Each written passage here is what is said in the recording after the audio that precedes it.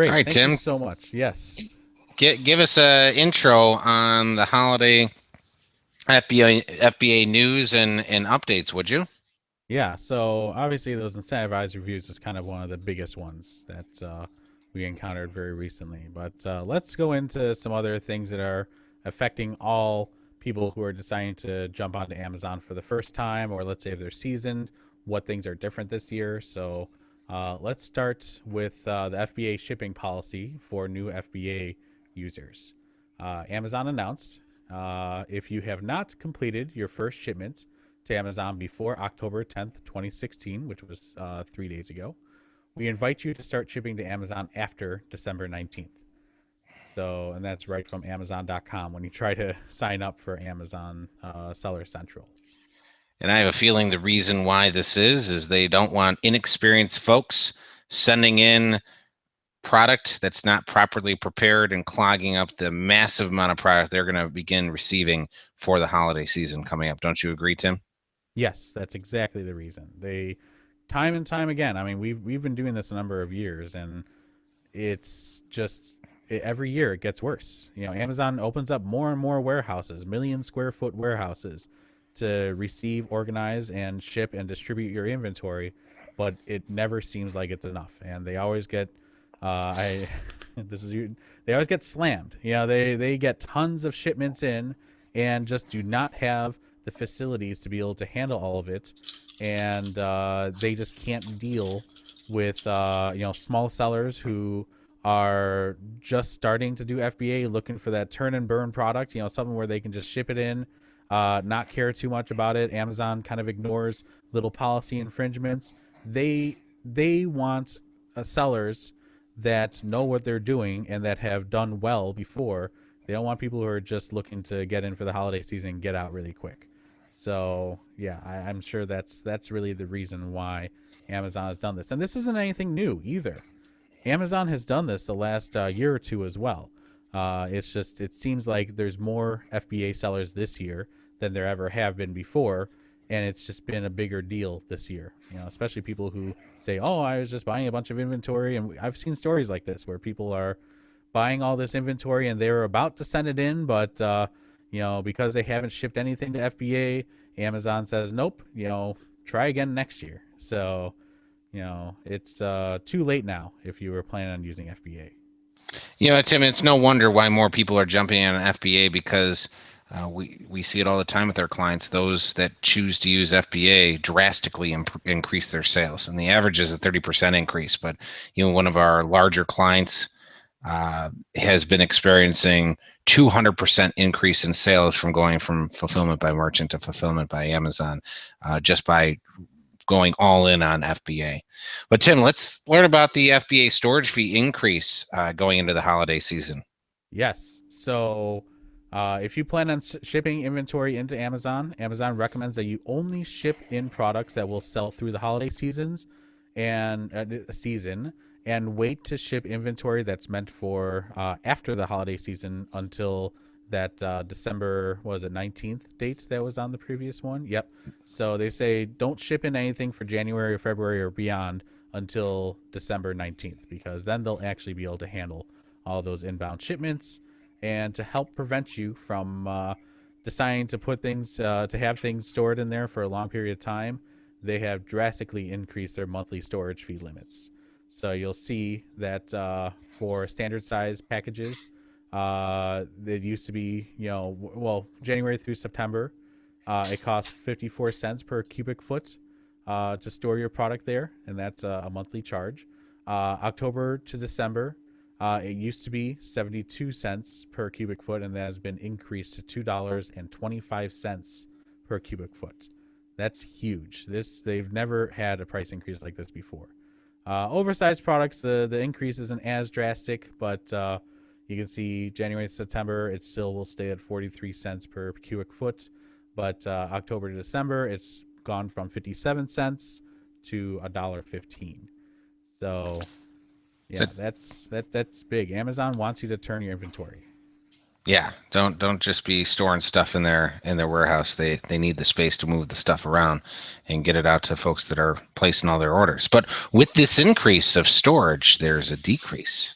Yes, absolutely. So Where's that Amazon is decrease, actually Tim? where's that decrease? That decrease is in the weight handling. So Amazon has all sorts of different fees that they charge you per order, and you'll see that this is quite a big chart here. I simplified the one that Amazon gives us significantly.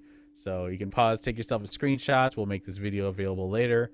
But as you can see, in general, your uh, weight handling fee has been reduced quite a bit. So, again, this is to try and get your product moving and out of the warehouse, and you trying to get to that goal.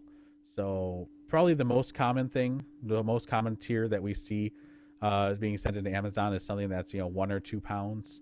You can see if there's a 1 pound item, January through October, it's 96 cents per pound, plus the $1 for handling and the $1.06 for pick and pack. But it's that weight handling portion of it that adjusts based on the weight it is that goes down from 96 cents during most of the year to 82 cents for November to December. So you can kind of see how that all calculates out. All the numbers have gone down. So that's kind of nice to see. In a world where everything seems to be increasing with Amazon's fulfillment charges, it's nice to see something going down for a change. There you go. And the extended holiday return policy is something else that everyone should be aware of that isn't the typical return policy window. And Tim, tell us a little bit about that. All right, so this applies, the holiday return policy applies to any order that is shipped between November 1st and December 31st.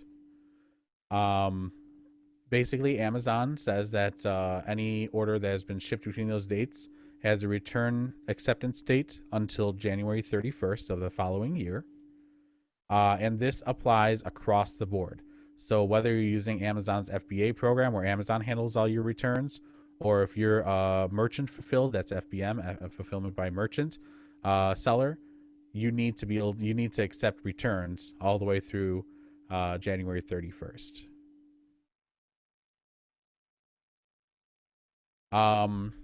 The other big thing that has been changed and that goes into effect at the beginning of next month, November 1st, is box content. What is box content? And this has to do with FBA. Just I want to make sure that that's clear. When you ship a product or a box of product into Amazon, they used to require you include a packing list, but a paper packing list really was not efficient for Amazon's receiving system, so they did away with that. So now that's coming back to where Amazon wants to know exactly what's included with each product. I'm sorry, with each box, and the way that that's done is by including box content. So that tells Amazon exactly what is in each box that is shipped to FBA. And before I continue on, it looks like Fred had a quick question or a quick comment here. He says per month. I think he was referring to the previous slide about the storage fees, the short-term storage fees, and yes, those cubic foot pricing was a per month storage fee cost. Yeah, it's per cubic foot calculated daily, averaged over a month, and so the more space you take up on average, calculated daily, that's what they use. All those numbers divided over the number of days in the month, and then they use that to determine your fee that they charge you at the end of the month. Great, and Fred did confirm that that's what he was asking about. Great. Okay. All right, so we'll and by all means, if anyone has any other questions, just go ahead and post them right there in that box, and we'll be more than happy to answer them. We still have another 10 minutes here left in our presentation. So, box content, as I was getting to, required box content is going to be required for all FBA shipments as of November 1st. So, make sure you get this down, and we'll talk a little bit more about why it's important. If you don't include box content information for your shipments, Amazon will charge you a manual processing fee. And this manual processing fee from January through September is 10 cents per unit that's in that box. And from October to December, it's 15 cents per unit. Amazon, yeah, they right now Amazon is encouraging everyone to include box content as it does, and we've seen this. It does help decrease the amount of time it takes Amazon to check in your shipment and to redistribute it through their warehouses. So now they're really making it mandatory. I remember right before the holiday season last year, it was incentivized. They actually gave you a credit of so many cents per item if you were proactive about providing the box content. So they've definitely given folks a lot of time to comply with this new requirement that's going to be coming up in just about 2 weeks. And now they're going to begin penalizing if you don't do so. So they've definitely given lots of people a heads up that this is something that's coming. And now is the time to actually proceed with doing so to avoid the penalties. So how do we actually provide this information? The first way is while you're doing the shipment prep, the last step of the FBA shipment creation process. If your shipment qualifies, they will allow you to fill out a web form that lets you just punch in the information right on the page there. If that option is not available to you, they will give you the option to download, update, and then upload that update information in an Excel template. Basically, it just downloads, gives you across the top, it gives you your boxes that you've entered, and then along the left side, it gives you the products that are part of the shipment, and then basically you just enter in the numbers for which products are in which box. So it feels a little daunting at first, but once you get used to working with these flat files, which we have a lot of experience with, it's not too bad. The other option is if you have barcode creation software, you can actually create a 2D barcode that's like one of those QR codes where it provides the information in the barcode itself, and then you just slap that barcode on the outside of the box. That's a little bit more advanced and probably for someone that's going to be doing a large volume and has the systems in place to be able to create that kind of barcode. Then the other way is if you use any kind of third-party software, you can submit the information through Amazon's MWS, which stands for Marketplace Web Services. It's basically the API that allows Amazon and this third-party software to exchange information back and forth using something called XML. So I know it's a very technical thing. Generally, if you use third-party software, it may support being able to provide that box content information, and this is the way that it does that. Tim, why are they doing this? What's the whole point of this box content? Are they just looking to make our lives difficult? Yes. No. No, it's just Amazon is they're all about efficiency. You know, Amazon's just trying to find more and more ways to make the process of receiving your product and getting it into their warehouses as quickly and efficiently as possible. And because the more someone has to work on your shipments, the less time it'll take, or sorry, the more time it'll take for that shipment to get to where it needs to go. And Amazon is short-staffed. You know, they're always short-staffed, especially during the holiday season. So that's why they've been wrapping this up and finally are rolling it out at the beginning of this year. Great. That's the conclusion of this segment regarding the holiday FBA news and updates, and a lot of great stuff there that people really need to know going into this holiday season. Because a lot of people don't even pay attention to some of these things, and these are critical things to understand going into the holiday season. For most sellers that have giftable items, during the holidays, you're looking at a ×3 increase during the months, or basically day after Thanksgiving through end of December. And even you get some residual from gift cards and things during the beginning half or even throughout the month of January. And in some categories like toys and games, that can be almost 5 times.